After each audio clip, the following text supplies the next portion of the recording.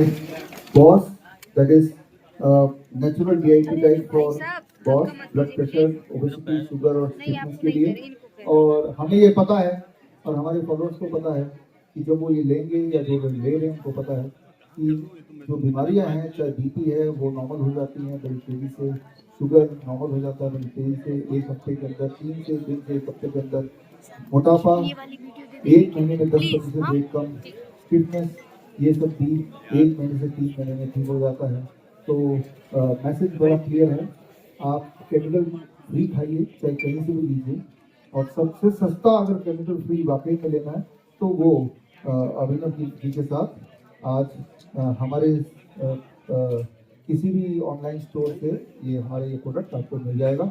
आपके लिए, आपके डाउट्स को क्लियर करने के लिए जो रियल किसान हैं, वो किसान भाई हमारे साथ यहाँ बैठे हैं, जो यही काम कर रहे हैं, ऑर्गेनिक का काम कर रहे हैं, तो उनसे सवाल पूछ सकते हैं, हमसे सवाल पूछ सकते हैं, इनसे सवाल पूछ सकते हैं। Now the field is open for the you to ask. Sir, Trump ने WHO से अभी किनारा कर लिया, जो आप लगातार क्रिटिसाइज कर रहे थे WHO को, तो ट्रंप ने किनारा कर लिया है और कहा है कि अब हम WHO में बहुत सारी अनियमितताएं हैं, ऐसा स्टेटमेंट है उनकी, और इसलिए हम अब उससे बाहर जा रहे हैं। तो सबसे बड़ा प्लेयर ही बाहर जा रहा है, तो आपका दावा कुछ लगता है कि सही है कि भाई WHO में ही कुछ गड़बड़ है, क्या कहेंगे आप? हाँ, आप देखिए ना, ट्रंप के जो हेल्थ सेक्रेटरी हैं जूनियर रॉबर्ट कैनेडी, जो पिछले 25 साल से बोलते आए हैं कि WHO गड़बड़ कर रहा है, उन्हीं को ट्रंप ने अपना हेल्थ सेक्रेटरी बना लिया है। और आज जो उस देश की हालत है, मैंने बताया भी, ऑटिज्म के कॉन्टेक्स्ट में या किसी भी बीमारी में USA नंबर 1 पे है। तो वही चीजें सिद्ध हो रही हैं, उनका कोई ऑप्शन नहीं है। WHO से बाहर जाएंगे तो अपना मनमाना कर पाएंगे, WHO में रहेंगे तो वैक्सीन को उतना ही लगाना पड़ेगा। अब बाहर चले गए WHO के तो हर हफ्ते एक वैक्सीन कम करते जा रहे हैं। तो ये एक इंस्पिरेशन है दुनिया के लिए, ये एक इंडिकेशन है कि WHO का मकसद सिर्फ और सिर्फ फार्मा कंपनी का सपोर्ट करना या अपने लिए पैसे बनाना। मेरा सवाल किसान जी से है कि जैसे आप यहाँ पे ऑर्गेनिक खेती की अगर बात कर रहे हैं, तो जो केमिकल युक्त खेती होती है उसमें ज़्यादा फायदा लग रहा है आपको, या जो ऑर्गेनिक खेती है इसमें? और फिर ज़्यादा बढ़त किस में है, ज़्यादा पैदावार किस में है, कैसे आप इसको मैनेज करेंगे? नमस्कार जी, ऐसा है जी, ये ऑर्गेनिक में फायदा 3 साल के बाद आना पूरा शुरू करता है। जो खाद डाई वगैरह से करे थे उसमें 3 साल लगती है आने के लिए 3 साल में वही खेती आ जाती है जहाँ हम यूरिया और डाई से केमिकल से कर रहे थे, 3 साल के बाद वहीं पे आ जाएगा।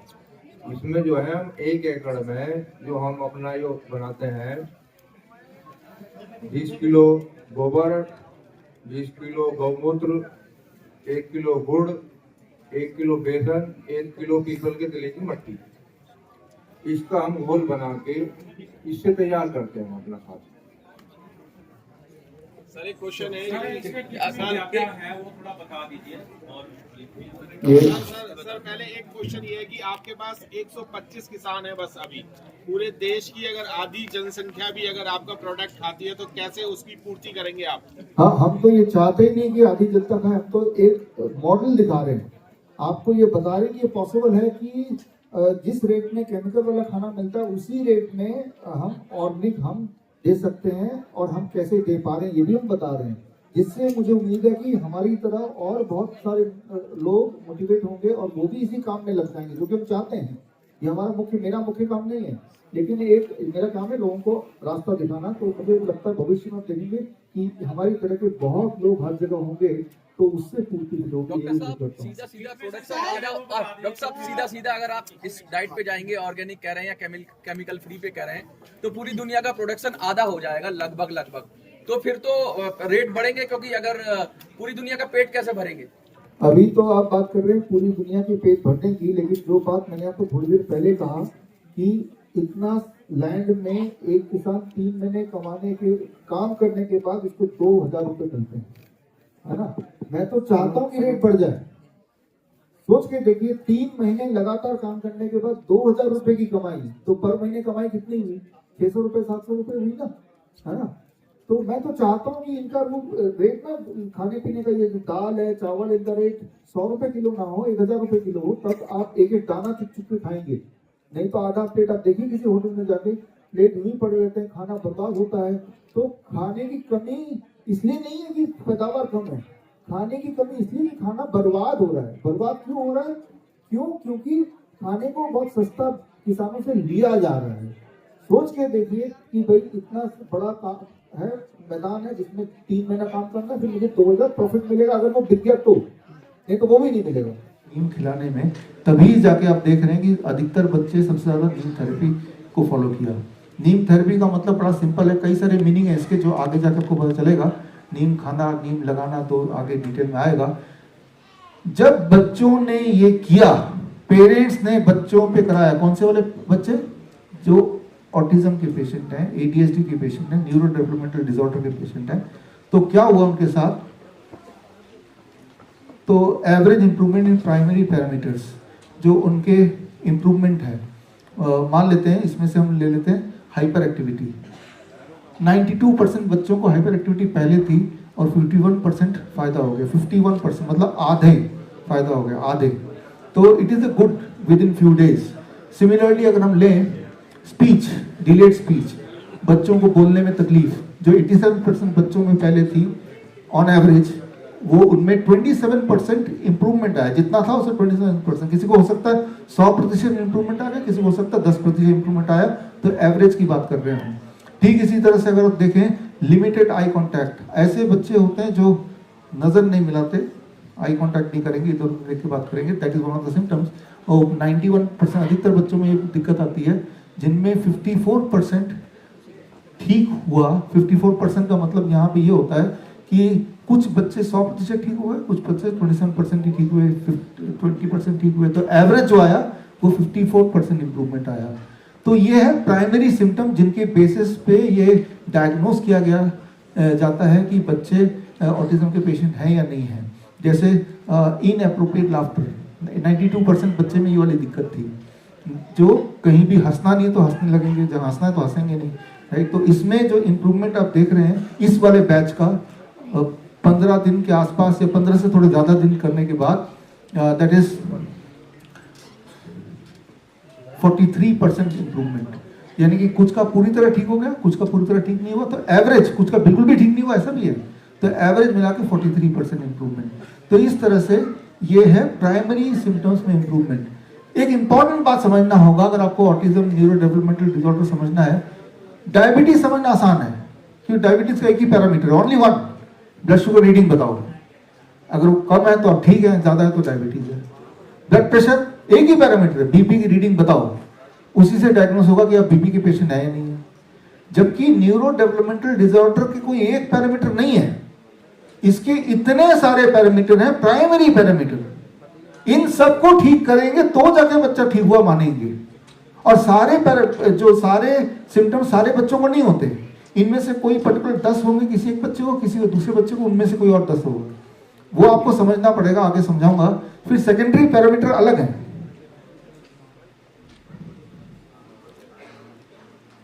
So this is the secondary parameter, और इसमें आप देखेंगे कि जैसे ऐसे बच्चों को ये टर्शरी पैरामीटर एपिलेप्सी ज्यादा होता है। नॉर्मल बच्चों को भी एपिलेप्सी हो सकता है, लेकिन ऐसे बच्चों में एपिलेप्सी फिट्स पड़ना ज्यादा कॉमन होता है। करीब इस बैच में 26% बच्चों को हमसे जुड़ने से पहले फिट्स पड़ते थे, लेकिन इनके बाद, हमसे जुड़ने के बाद 78% इंप्रूवमेंट है। यानी कि काफी बच्चों के फिट्स आना पूरी तरह खत्म हो गए, काफी बच्चों का काफी कम हो गया, बट एवरेज 78% आया, राइट। तो ठीक इसी तरह से ऐसे बच्चों में अस्थमा होने के चांसेस ज्यादा होते हैं। इस ग्रुप में 21% बच्चों के को अस्थमा था हमसे जुड़ने से पहले, और 76% इंप्रूवमेंट बताया जुड़ने के बाद। यानी कि काफी सारे बच्चों के एस्टमेंटल प्रॉब्लम पूरी तरह ठीक हो गई, कुछ बच्चों की ठीक नहीं हुई। तो एवरेज जाके ये फिगर आया 76%। तो कुछ बच्चों 63% बच्चों में रेकरेंट फीवर आने की समस्या थी, और उसमें 77% इम्प्रूवमेंट है। 77% इम्प्रूवमेंट का मतलब फिर वही कि कुछ बच्चों का फीवर आना पूरी तरह बंद हो गया, अधिकतर बच्चों का, लेकिन कुछ बच्चों का फीवर आना कम तो हो गया लेकिन पूरी तरह बंद नहीं हुआ। तो एवरेज कितना आया? 77%। तो इस तरह से इतनी सारी चीजों को ठीक करेंगे तो माना जाएगा कि भाई अब बच्चा ठीक है। तो याद रखिए, अगर आपने ऑटिज्म और ADHD ठीक कैसे करना समझ लिया तो आपने ये भी समझ लिया फीवर कैसे ठीक करना, अस्थमा कैसे ठीक करना, फिट्स कैसे ठीक करना, हेडेक कैसे ठीक करना है। क्योंकि ये सारी दिक्कतें इन बच्चों में बाकी बच्चों के कंपैरिजन में थोड़ी ज्यादा होती है। जैसे ऐसे न्यूरो डेवलपमेंटल डिसऑर्डर में कॉन्स्टिपेशन 79% बच्चों में रिपोर्ट की गई और उसमें 78% बच्चों में ये ठीक हो गई। यानी कि आप मान सकते हैं कि अधिकतर बच्चों में कॉन्स्टिपेशन कैन प्रोटोकॉल से ठीक हो जाती है। तो ये आप देखेंगे कि नॉर्मल बच्चे में भी कॉन्स्टिपेशन हो सकता है, उनमें भी अस्थमा हो सकता है, उनमें भी फिट्स पड़ सकते हैं, बट उसके जो चांसेस हैं वो ज़्यादा इन बच्चों में होते हैं। तो अब जो फाइनल स्लाइड है इसका, कि ऐसे बच्चों में 65% बच्चे, जो इस वाले ग्रुप के 110 बच्चे जो किसी न किसी दवाइयों में थे, और इस कैन प्रोटोकॉल को ज्वाइन करने के बाद उनकी दवाइयाँ 92% छूट गई। 92% छूटने का मतलब काफी सारे बच्चों का सारी दवाइयाँ छूट गई, लेकिन कुछ बच्चों की थोड़ी थोड़ी दवाई वो फिर भी चला रहे हैं। हमारी तरफ से सारे छोड़ने हमने बोल दिया, लेकिन पेरेंट्स थोड़े से डगमगाए रहते हैं, डिसीजन नहीं ले पाते, लेकिन थोड़ा थोड़ा। ऐसे बच्चों की एक सबसे बड़ी जो दिक्कत है समाज से दी हुई, कि बोलते हैं कि थेरेपी सेंटर चले जाओ, स्पीच थेरेपी कराओ, ऑक्यूपेशनल थेरेपी कराओ, बिहेवियर थेरेपी कराओ, फैमिली थेरेपी कराओ, काउंसलिंग कराओ। याद रखिए, आपकी गाड़ी रास्ते में अटक गई क्योंकि आपका इंजन खराब हो गया, और अगर आप गाड़ी को ऊपर से कितना भी चमकाएं तो वो गाड़ी चलेगी नहीं। प्रॉब्लम इनसाइड है, प्रॉब्लम जीप की नहीं है कि जीप को बार बार हिलाने से वो बच्चा बोलने लगेगा। प्रॉब्लम इज इनसाइड, तो इनसाइड से ठीक करना पड़ेगा। लेकिन स्पीच थेरेपी के नाम पे, ऑक्यूपेशनल थेरेपी के नाम पे एक तो बच्चे को टॉर्चर किया जिसकी जरूरत नहीं थी, ऊपर से ऐसे पेरेंट्स का महीने में 25 से 50 हजार तक खर्चा भी होता है इस चीज में, जो कि ऑनगोइंग है, जिंदगी भर ही करना पड़ेगा। तो health wise, emotional wise, wealth wise, हर तरह से नुकसान ही नुकसान हुआ। तो ये मैंने आपको रिजल्ट बताया कैन प्रोटोकॉल का। कैन प्रोटोकॉल क्या होता है? हम सिर्फ इतना बोलते हैं बच्चों को, पेरेंट्स को, कि ये नहीं करना है और ये जरूर करना है एवरी सिंगल डे, और हमें बताना भी है, राइट। और जब ये करने लगते हैं तो ये इंप्रूवमेंट आने लगता है। तो इसको करने के लिए हमारे पास आने की भी जरूरत नहीं है। जो लोग मुझे सुन रहे हैं, सुनते रहें, पूरा आगे आपको पूरी समझ आएगी क्या एग्जैक्टली कैसे करना है। और जो आपको समझ आएगा, ये वीडियो भी उन पेरेंट्स को भेज देंगे तो वो इसको देख के भी समझ लेंगे। ये किताब लेने की भी जरूरत नहीं पड़ेगी, उससे भी वो ठीक हो जाएंगे। ठीक होने के लिए स्पेशली आपको हमारे पास जुड़ना है तो ही ठीक हो पाएंगे, ऐसा कोई जरूरी नहीं है। ये नॉलेज लेना है, ये समझना पड़ेगा आपको। You need education, you don't need medication, this something you to understand. ये जो मैंने आपको बताया, ये मैंने वो बताया जो जनवरी में हमने ऑब्जर्वेशन स्टडी की थी 110 पेशेंट पे, और 2025 में जो हमने पिछले अगस्त से लेकर नवंबर तक जो ऑब्जर्वेशन स्टडी की थी, ये स्टडी कितने लोगों में थी? 110। वो स्टडी थी हमारी 1001 बच्चों में, 1001 बच्चे, दोनों को मिला दें तो कितना हो जाएगा? 1111। तो इतने बच्चों के ऊपर स्टडी, उसका भी नतीजा सिमिलर ही था, राइट। इतने बच्चों का जो पूरा डेटा है, एवरीथिंग, वो यहां पे मेरे पास है। ये छोटा पेन ड्राइव, इसका पूरा डिटेल, इसके अंदर का सारा डेटा, इंक्लूडिंग पेरेंट कहाँ रहते हैं, क्या करते हैं, पूरा रिकॉर्ड पिछला।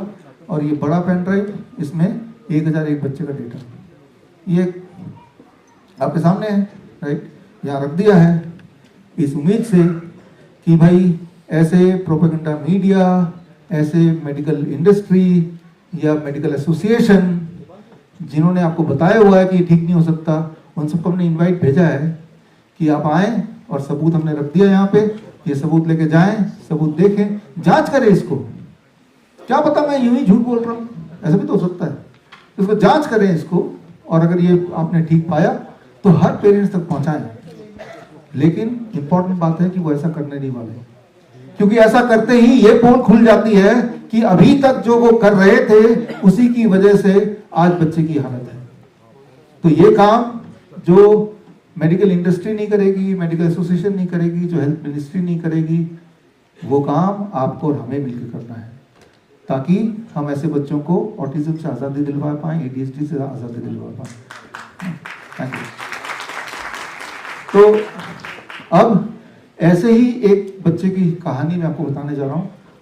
बहुत ही इमोशनल, बहुत ही इंस्पायरिंग कहानी है। और बच्चे का नाम है वेदांशी, 11 साल 2 महीने, हमारे बीच में भी है।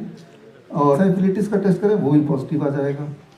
लेकिन WHO बोलता है कि इस साल जब भी किसी को खांसी जुकाम बुखार हो, नीपा का टेस्ट कर देना। आप समझ रहे हैं? ठीक है ना? तो अब सारे ही वायरस तो बॉडी में है ही, सारे बैक्टीरिया हैं। मैं तो आपको ये बोल रहा हूँ, जिसको भी नीपा पॉजिटिव आया उसी को कोरोना का टेस्ट करा के देख लो, उसी को टीबी का टेस्ट करा के देख लो। हमने ये सारा कुछ करा के देखा है, इसलिए मैं आपको बता रहा हूँ, राइट? तो नीपा के नाम पे आपने देखा, जो लोग देखते हैं प्रोपेगेंडा मीडिया आप में से, कि किस तरह की हड़कंप मच गई है। उनके जो वर्ड्स होते हैं ना, लास्ट ईयर का पिछला का देखिए, HMPV के खौफ से हड़कंप मच गई।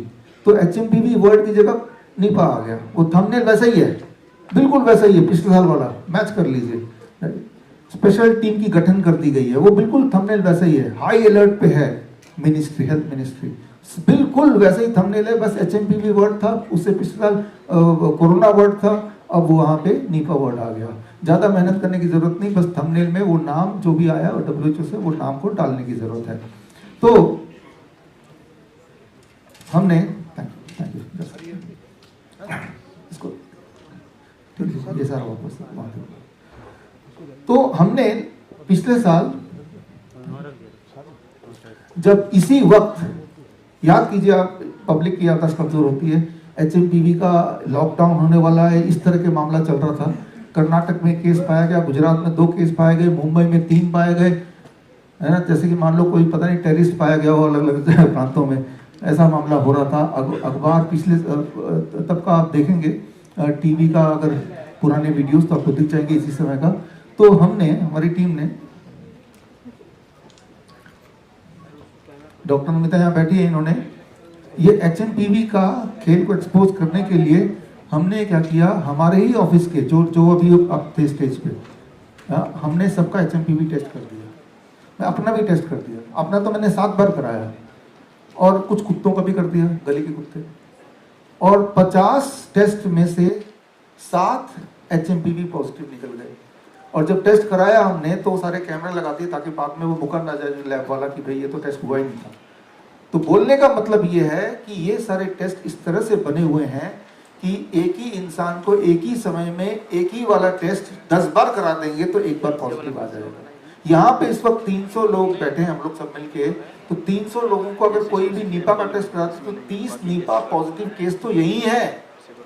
यानी कि पूरा का पूरा टेररिस्ट ऑर्गेनाइजेशन एक तरह से यहीं पे है, राइट? तो कितनी विस्फोटक बात है। तो वो टेस्ट का खेल है ये। जब हमने 23 जनवरी 2025 सुभाष चंद्र बोस जयंती, आज ही के दिन हमने ये किताब रिलीज की, तो आप पाएंगे, पीछे जाके देखिएगा कि 24 जनवरी के बाद से HMPV का भूत पिछले साल पूरी तरह से प्रोपेगेंडा मीडिया से गायब हो गया। तो उससे 1 साल पहले जाइए, मंकी पॉक्स आ गया, स्कूल भी बंद कर दिए गए, टेस्टिंग चालू कर दिया गया, और लगभग इसी समय, और तब हमने मंकी पॉक्स को एक्सपोज करने के लिए फिर से वही काम किया। हमने मंकी पॉक्स का टेस्ट किट मंगवाया और उस टेस्ट किट से हमने मंकी पॉक्स के 25 टेस्ट कर दिए। फिर दोबारा 25 का दोबारा बैच, 25 का दोबारा बैच। हमने देखा कि अगर एक इंसान को 25 बार टेस्ट कर दिया जाए, एक बार तो मंकी पॉक्स पॉजिटिव आ ही जाएगा। डॉक्टर नमिता का ब्लड सैंपल लिया था तो वो एक बार पॉजिटिव आ ही गई। कुछ लोग नहीं भी आए लेकिन कुछ लोग आ भी गए। तो वो सारे रिकॉर्ड्स, सारे सबूत हमने इस किताब में डाला, इस किताब को रिलीज किया। वो आप देखेंगे ऑनलाइन सारे स्टोर्स पे है। और उसके बाद से मंकी पॉक्स का भूत जैसे ही एक्सपोज हुआ खत्म हो गया। तो मैं आपको श्योरली ये बता सकता हूँ, आज के इस कॉन्फ्रेंस में करीब इस वक्त 50 से अधिक लाइव जगह पे चल रहा है, सोशल मीडिया में, यूट्यूब में, फेसबुक में भी लाइव चल रहा है। बाकी यहाँ पे कैमरा है। कल से आई एम श्योर नीपा का भूत प्रोपेगेंडा मीडिया की टीवी स्क्रीन से गायब होने वाला है। तो ये समझने वाली बात है कि जो तो मुद्दा है ही नहीं उसे मुद्दा बना देना और डरा देना। याद रखिएगा, जब आप डर जाते हैं तब आपको लूटना बहुत आसान हो जाता है, वेरी इजी, है ना। डर के दुबक के बैठ जाएंगे, डरे हुए इंसान से कुछ भी लिखवा सकते हैं, कुछ भी करा सकते हैं। एक डरा हुआ इंसान अपनी जान देने को भी तैयार हो जाता है। याद कीजिए, कोरोना पॉजिटिव आ गया, इस डर से वो हॉस्पिटल की छत से कूद के मर गया। याद आ रहा है कुछ, है ना। तो आप अगर ढंग से डरा देंगे किसी को तो अपनी जान देने के लिए, माल देने के लिए, सब कुछ देने को इंसान तैयार हो ही जाता है। यहाँ तक कि अपने पेरेंट्स की लाश भी देने को तैयार हो जाता है ना। लाश भी हॉस्पिटल में छोड़ के आ गए, अच्छी तरह डरा दो तो। क्यों छोड़ के आ गए? कोरोना ना फैल जाए। क्या हम सब ने क्लास 8वीं पढ़ी है? हमने पढ़ी है क्लास 8वीं में, हमने सुना है, पढ़ा है उसमें कि डेड बॉडी कोई भी वायरस या बैक्टीरिया फैला नहीं सकता कभी, क्योंकि बैक्टीरिया वायरस फैलाने के लिए आपको बोलना पड़ेगा, सांसें लेना पड़ेगा, और डेड बॉडी तो सांस ले सकती, ना बोल ही सकती, ना खा सकती है। तो dead body is like stone, और स्टोन से कोई चीज फैलती नहीं है। इतनी छोटी सी बात है जो हमने बचपन में पढ़ा है, क्लास 8 के सिलेबस का पार्ट है, और उसके बाद भी इतना इंसान डर गया कि ये भूल गया कि प्रिंसिपल ऑफ ये बायोलॉजी है क्या, कोई चीज कैसे फैलती है। जरा सोच के देखिए, हमारे पूरे देश में किसी एक ने भी ये मुद्दा उठाया?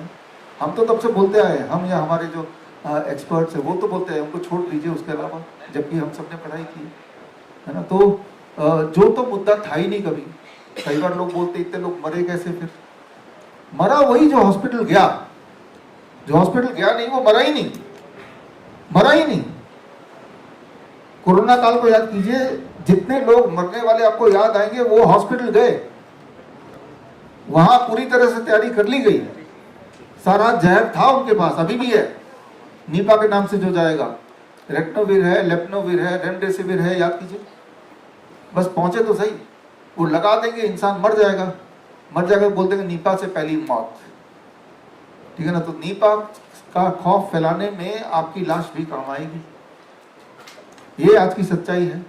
और कोई बंद कमरे में नहीं बोल रहा हूं, ये तो लाइव चल ही रहा है ना, और बाकी जो कैमरा अपने अपने सोशल मीडिया पर चलाएंगे ही चलाएंगे, ठीक है। तो ये मैं ये क्यों बता रहा हूँ, मैं आपको ये बताना चाह रहा हूँ कि अगर आप इस भरोसे में हैं कि आपका हेल्थ का ध्यान कोई हेल्थ मिनिस्ट्री कर देगी, कोई मेडिकल का हॉस्पिटल करेगा, वो नहीं करने वाले, वो तो आप ही को करना है। तो क्या करना है आपको, वही आज हम बात करने वाले हैं, रियल मुद्दे पे बात करने वाले हैं। रियल मुद्दा आज का ये है कि आज के बच्चे सबसे ज्यादा बीमार हैं, इतने बीमार कभी नहीं थे जब हम बचपन में थे, इवन आज भी इतने बीमार नहीं है जितने आज के बच्चे भी बीमार हैं।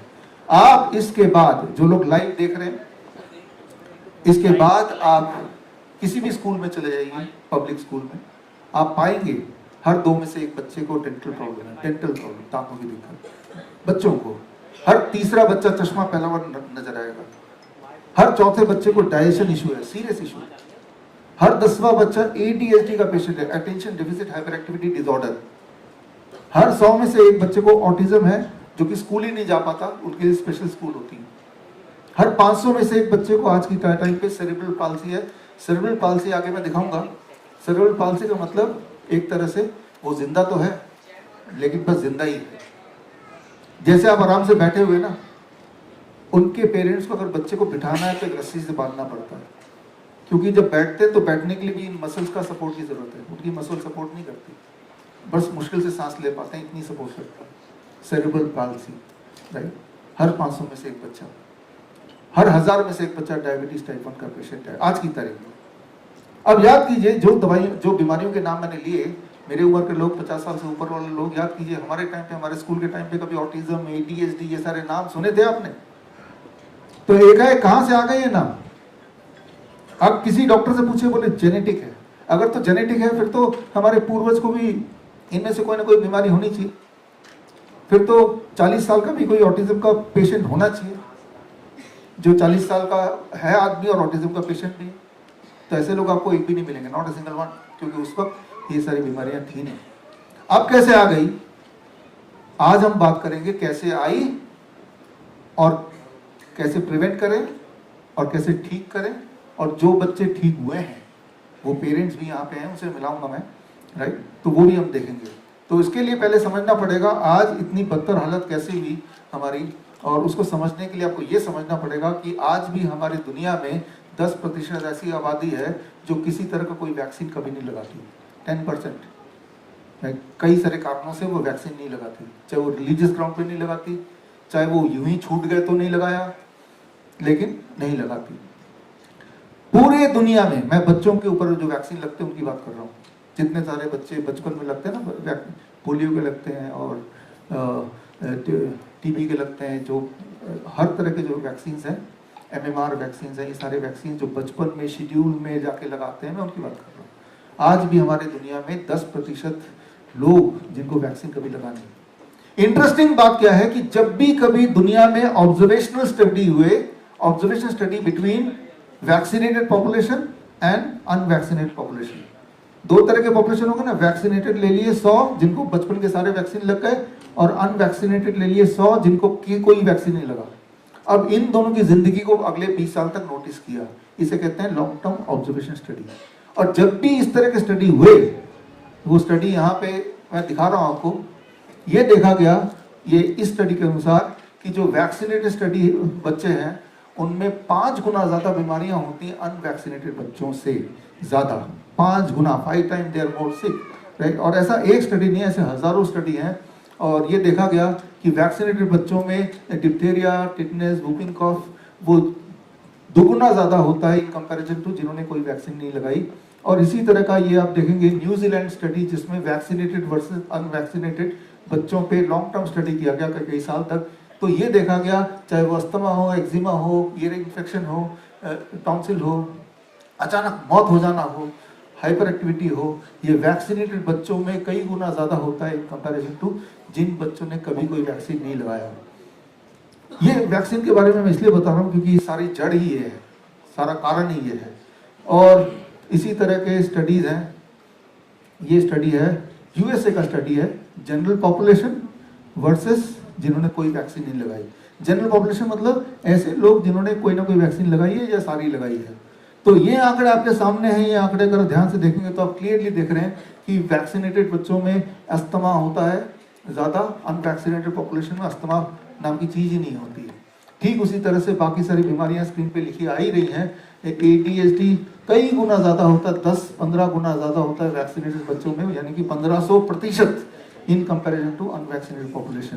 तो इस तरह से अगर मैं स्टडी पे स्टडी दिखाता जाऊं तो वो लिस्ट बहुत लंबी है, 1-2 घंटे चाहिए, लेकिन एक स्टडी दिखाऊंगा, ये गवर्नमेंट ऑफ यूएस के गवर्नमेंट के वेबसाइट पे जो स्टडी है, जो अभी भी आप एक्सेस कर सकते हैं hsgac.cnet.gov में जाके, वो दिखा रहा हूँ कि गवर्नमेंट की अपनी स्टडी जो अभी भी अपलोडेड है कि वैक्सीनेटेड वर्सेस अनवैक्सीनेटेड, जिन बच्चों को वैक्सीन मिला उनमें ब्रेन डिस्फंक्शन होता है, जिनमें वैक्सीन नहीं लेते उनमें ब्रेन डिस्फंक्शन 0 होता ही नहीं कभी। ठीक इसी तरह से जो बच्चे वैक्सीनेटेड होते हैं उन्हीं में डायबिटीज टाइप 1 होता है, जो बच्चों को वैक्सीन नहीं लगी जाती उनमें डायबिटीज होती ही नहीं कभी। मतलब कुछ बीमारियां ऐसी हैं जो वैक्सीन नहीं लगाएंगे तो होगा ही नहीं कभी, राइट। और ऐसे ही ADHD जिसके जो आज का टॉपिक है, ये सिर्फ और सिर्फ वैक्सीनेटेड बच्चों में ही होता है। दुनिया में जिन बच्चों ने वैक्सीन नहीं लगाया उनमें से एक भी बच्चा ऐसा नहीं मिलेगा जिसको ADHD हो या जिसको ऑटिज्म हो, राइट, वो बहुत रेयर है। इंटेलेक्चुअल डिसेबिलिटी अनवैक्सीनेटेड बच्चों में कभी नहीं होती। या फिर टिक्स का मतलब होता है कि अनवॉलंटरीली कुछ ना कुछ बॉडी में एक्शन, कई लोग होते हैं ना अनजाने में पल के ऐसे करते रहते, कुछ लोग करते रहते हैं, कुछ लोग कोई ना कोई बात बोलते रहते हैं रिपीटेडली, टिक्स बोलते हैं, वो सिर्फ वैक्सीनेटेड बच्चों में ही होती है। साइकोलॉजिकल डिसेबिलिटी अनवैक्सीनेटेड में 0 होती ही नहीं है। तो जितनी स्टडी आप देखेंगे इसी तरह से और खूब सारी स्टडीज हैं, राइट। ये जो वैक्सीनेटेड बच्चे हैं उनकी मृत्यु सर्वाइवल प्रोबेबिलिटी काफी कम होती रहती है इन कंपैरिजन टू जिन्होंने कभी वैक्सीन लगाई ही नहीं। तो ये स्टडीज हैं और इस तरह से लिस्ट बहुत ज्यादा है। और अगर सारे स्टडी आपको देखने हैं पूरे एविडेंस के साथ, तो आज जो किताब हम रिलीज करेंगे that is cure autism now, उसके पहले मॉड्यूल में आपको देखने को मिल जाएगा। और लेकिन यहाँ पे कंक्लूजन पे आते हैं। कंक्लूजन क्या है कि जिनको लगता है कि वैक्सीन से तो हमारी बीमारियां कम हो गई, पोलियो नहीं है, कई सारी और बीमारियां नहीं है जो पहले हुआ करती थी, ऐसा दिमाग में आता है ना, तो ध्यान से देखेंगे आंकड़े। फॉर एग्जाम्पल ये मीजल्स का आंकड़ा है, एक टाइम था 1900, मीजल्स का आंकड़ा यूएसए का 1900 से लेके अभी तक का, कि मीजल्स काफी ज्यादा तेजी से फैलता था, लेकिन मीजल्स धीरे धीरे फैलना कम हो गया, मीजल्स से मृत्यु कम हो गई, और जब फाइनली बहुत कम हो गया, ये वो टाइम था जब मीजल्स का वैक्सीन आया था। जब मीजल्स दुनिया से जाने लगी थी तब वैक्सीन आया, और अब ये लगता है कि एक बीमारी कम है बिकॉज ऑफ द वैक्सीन। चाहे हम यूएस का आंकड़ा देखें, चाहे हम यूके का, इंग्लैंड का आंकड़ा देखें, वैक्सीन कब आया? Vaccine came at this time जब ये बीमारी दुनिया से जा चुकी थी। ये बीमारी दुनिया से गई कैसे फिर, अगर वैक्सीन ने ये कमाल नहीं किया तो? जब सैनिटेशन अच्छा होने लगा, साफ पानी मिलने लगा, भरपूर ठीक से खाना मिलने लगा, तो लोगों की हेल्थ ठीक होने लगी। ये वो टाइम था 1910 का या 20 का, जब माल न्यूट्रिशन ज़्यादा होता था दुनिया में, या फिर पानी की जो क्वालिटी होती थी, हाइजीन होता था, वो बहुत ख़राब होता था, या फिर गंदगी ज़्यादा होती थी। जैसे जैसे वो ठीक होता चला गया, दुनिया से कुछ तरह की बीमारियां गायब होने लगी। इंटरेस्टिंगली उसी के बीच में वैक्सीन को घुसा दिया और सारा श्रेय वैक्सीन पे डाल दिया गया। और ये सिर्फ एक बीमारी की बात नहीं कर रहा हूँ, ऐसे और भी बीमारियां। आगे क्यों नहीं हो रहा भाई?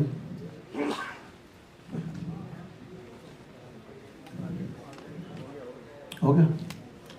अब ये पर्ट्यूसिस, एक और बीमारी, वूपिंग कफ बोल सकते हैं। वूपिंग कफ पहले काफी होता था, लेकिन 1940 में कम होने लगा। कम होते होते जब बहुत कम हो गया, इस टाइम पे वैक्सीन की एंट्री हुई है। तो इतिहास अगर आप देखेंगे तो आप देखेंगे जिन बीमारियों के लिए वैक्सीन लग रही थी, वो बीमारियां ऑलमोस्ट जाने के कगार में थी जब वैक्सीन की एंट्री हुई। तो वो कुछ एग्जाम्पल ये रहे। और कुछ बीमारियां ऐसी हैं जिनकी कोई वैक्सीन आई नहीं, जैसे टाइफाइड मोर्टेलिटी रेट पहले काफी ज्यादा होती थी, लेकिन वो भी धीरे धीरे अपने आप ही खत्म हो गई। तो इस तरह के आंकड़े अगर आपको देखने तो किताब के अंदर तो मिल ही जाएंगे। हम बात करते हैं करना क्या होगा इस पे। तो याद रखिए, जब कोई भी वैक्सीन आपकी बॉडी में डाला जाता है तो आपकी बॉडी में ये सारी चीज डाली जाती है। ये सारी वो खतरनाक केमिकल है जो सीधे ब्लड में जाएगा तो आपको बहुत नुकसान पहुंचाएगा।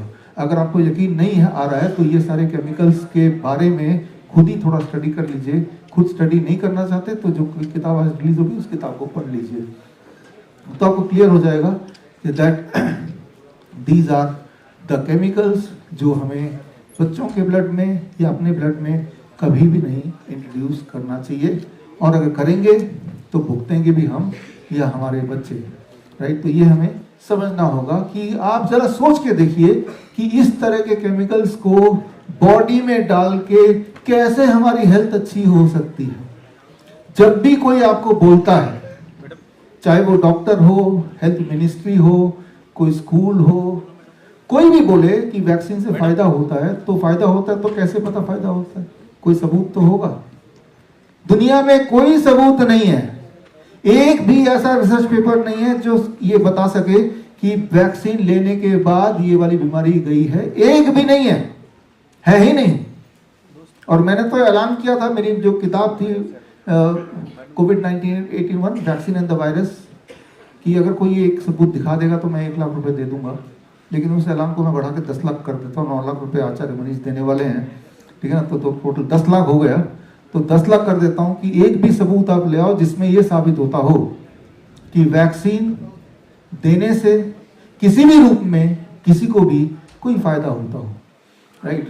तो अब हमारा मुख्य सवाल ये था कि बच्चों में इतनी बीमारी क्यों बढ़ रही है, इसको समझने की फिर हमें ये समझना होगा हम क्या करें कि वो ठीक हो जाए। ऑटिज्म ठीक हो जाए, ADHD ठीक हो जाए, सेरेब्रल पाल्सी ठीक हो जाए, रियल मायने में ठीक हो जाए, वो मेन स्ट्रीम में लोग बच्चे आ जाए, नॉर्मल स्कूल में जाने लगे, अपने पैरों पे खड़े हो जाए, खुद ही अपने कपड़े पहन पाए, माँ को माँ बोल पाए, बाबा बोल पाए, गाना गा पाए, डांस कर पाए। क्या ये हो सकता है? ये हो सकता नहीं, ये हो गया है।